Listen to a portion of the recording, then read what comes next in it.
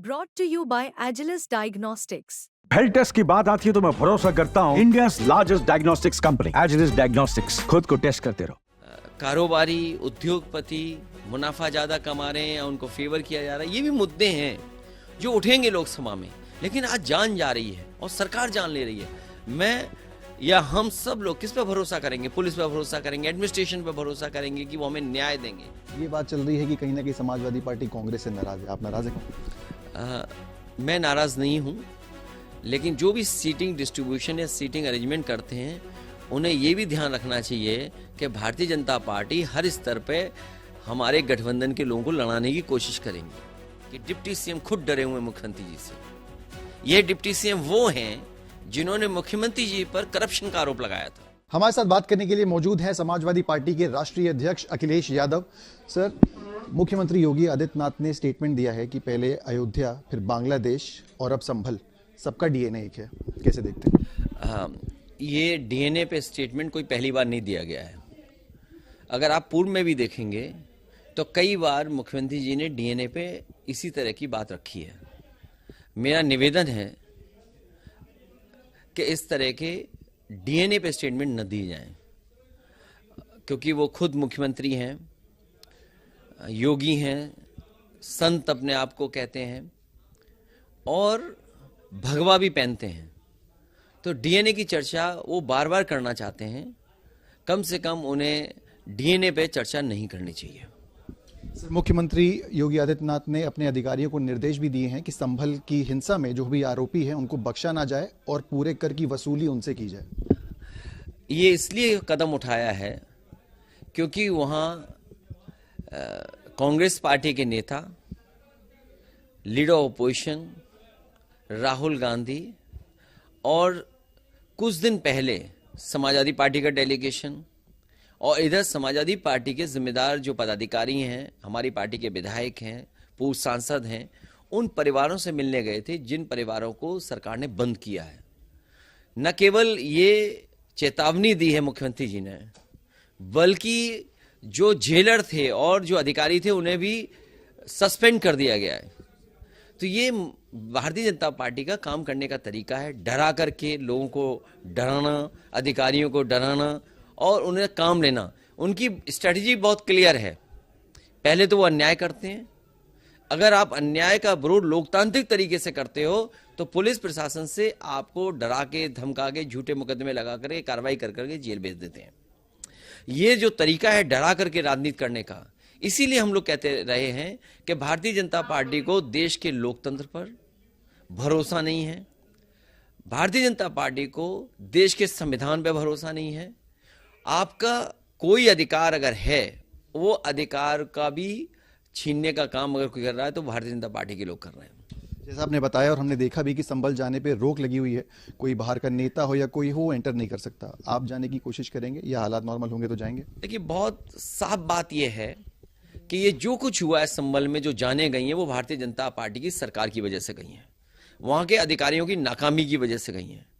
और हो सकता है ये बात बाद में सामने आएगी, कहीं न कहीं सरकार चाहती थी कि वहाँ पर झगड़ा हो, वहाँ इस तरह का माहौल बने कि, और इसके साथ साथ सरकार ने जो बेईमानी की है, सरकार ने जो लूट की है चुनाव में, उसको छिपाना चाहती थी।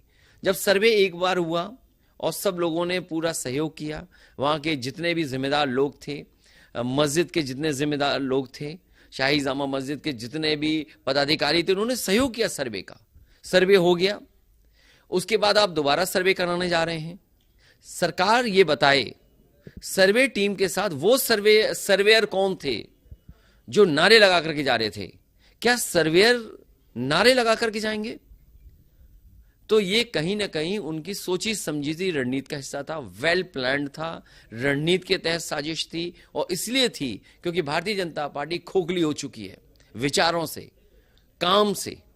अगर उन पर काम होता तो शायद काम के आधार पर जनता से वोट मांगते, लेकिन वो नफरत के आधार पर लोगों को बांट करके, जानबूझ करके इस तरह घटना कराई। और न केवल संभल में हुई है, अगर बहराइच की घटना में हम जाएं और सच्चाई जानना चाहेंगे तो भारतीय जनता पार्टी के विधायक ने अपनी ही पार्टी के कार्यकर्ता नेताओं के खिलाफ रिपोर्ट की और ये कहा कि इनकी वजह से घटना हुई है।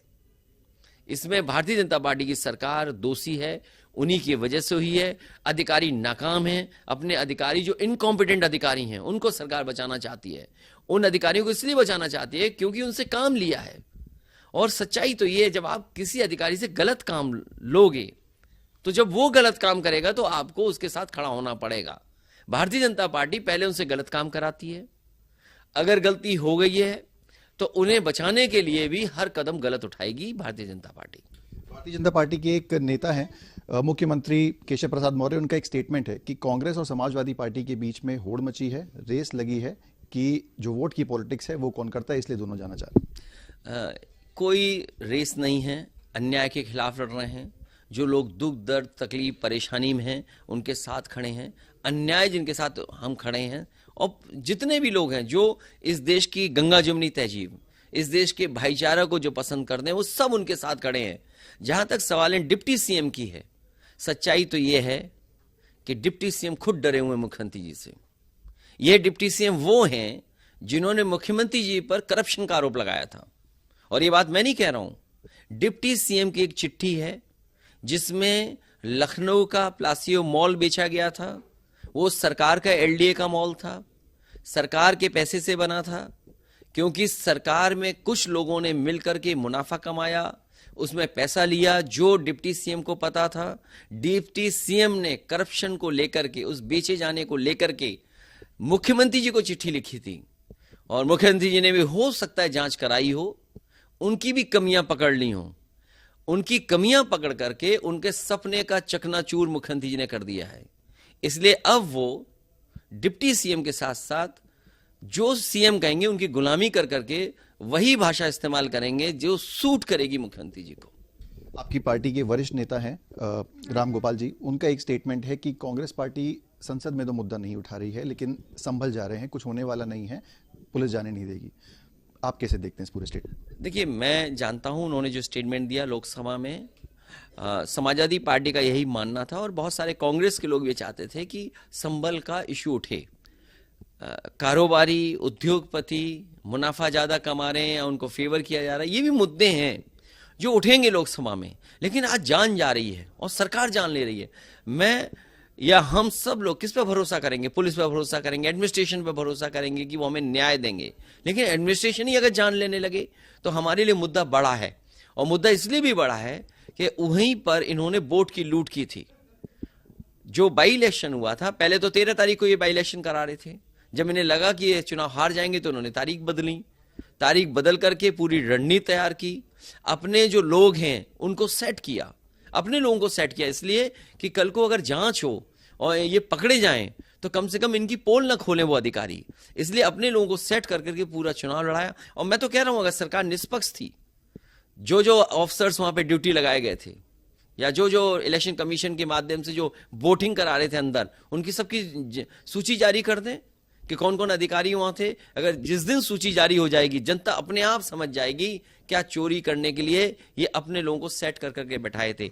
इसलिए संभल इंपॉर्टेंट है और भी मुद्दे इंपॉर्टेंट हैं, लेकिन समाजवादी पार्टी का ये मानना है कि लोकसभा में कम से कम उठाएं, क्योंकि जिस तरह का व्यवहार भारतीय जनता पार्टी के मुख्यमंत्री जी का है वो किसी भी व्यक्ति को संभल नहीं जाने देंगे, क्योंकि वो अपनी नाकामी छिपाना चाहते हैं। अधिकारी अपनी नाकामी छिपाना चाहते हैं। वो अधिकारी हैं जो खुशामद में रह रहे हैं वहां पर, एक एक्सटेंशन और एक्सटेंशन के बाद एक्सटेंशन मिला है, वो अधिकारी वहां पर हैं। और एक ही स्टेट के कई अधिकारी वहां हैं। राजस्थान के अधिकारी वहां पोस्ट किए गए हैं। क्यों पोस्ट किए गए, उनके जरा बैकग्राउंड देखिए, कहां कहां पहले पोस्ट हुए हैं। जहां पहले पोस्ट हुए हैं लोग बताते हैं कि उनका कार्यकाल वहां बहुत अच्छा नहीं था। इसीलिए सरकार नौकरी करने वालों पर भी दबाव बना करके, क्योंकि इन्होंने कहीं गलत काम किए होंगे तो उनके गलत काम न खुल जाए, इसलिए उनसे गलत काम सरकार करवा रही है। एक आखिरी सवाल, एक मुद्दा उठा है कि जो सिटिंग अरेंजमेंट है पार्लियामेंट में, उसमें थोड़े चेंजेस आए हैं। आपके जो एमपी हैं अवधेश प्रसाद, उनकी सीट जो है वो पीछे कर दी गई है। ये बात चल रही है कि कहीं ना कहीं समाजवादी पार्टी कांग्रेस से नाराज है। आप नाराज है कांग्रेस? मैं नाराज नहीं हूं, लेकिन जो भी सीटिंग डिस्ट्रीब्यूशन या सीटिंग अरेंजमेंट करते हैं उन्हें यह भी ध्यान रखना चाहिए कि भारतीय जनता पार्टी हर स्तर पे हमारे गठबंधन के लोगों को लड़ाने की कोशिश करेंगी, क्योंकि बीजेपी नहीं चाहती है कि इंडिया गठबंधन के लोग एकजुट हों। तो ये कम से कम इंडिया गठबंधन के लोगों को सिटिंग अरेंजमेंट कैसे होना है, ये कोई बहुत बड़ा इशू नहीं है। ये तो ये है कि हम लोग जब चाहेंगे तब रिजोल्व कर लेंगे। बहुत बहुत धन्यवाद हमसे बात करने के लिए। ये थे समाजवादी पार्टी के राष्ट्रीय अध्यक्ष अखिलेश यादव, जिनका कहना है कि ये माइनर इश्यूज हैं, जो मेन इशू हम लोग अपने आप में रिजॉल्व कर लेंगे। बात रही अगर कांग्रेस पार्टी की, हमारी साथी पार्टी है, भारतीय जनता पार्टी के ऊपर निशाना साधते हुए नजर आए हैं।